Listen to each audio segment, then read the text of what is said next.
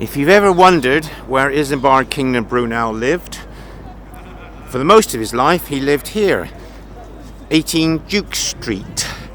Duke Street was demolished and all the buildings have been replaced in the late 1800s. In 1836, just before he married, he moved from Parliament Street, about a 5 minutes walk from here towards the Houses of Parliament in a top area of London.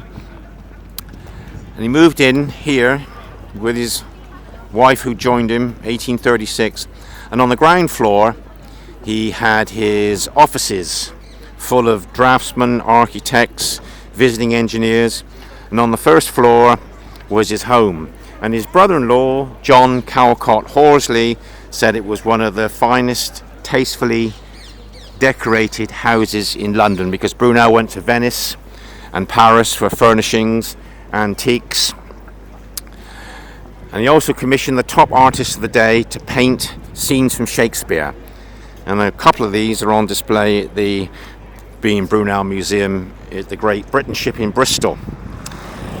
Now Mrs. Brunel, she was a beautifully presented woman, and she enjoyed the great life, which included using one carriage for the morning and a different carriage for the afternoon.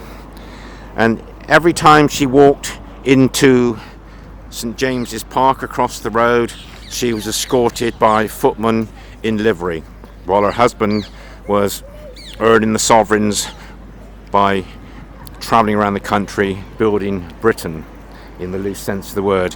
So out of their windows they could see Hyde Park, and there's a very famous watercolour showing Hyde Park through the furnishings of the engineer's office with Hyde Park in the background. So this is Brunel's London home, which he lived until he died, and he actually passed away here in his home in September 1859. And one of his major employee staff was a man called Bennett, who was his clerk, who was in Brunel's service from the 1830s until Brunel passed away. So it's a touching and poignant moment to be right next to where Brunel lived to the end of his days.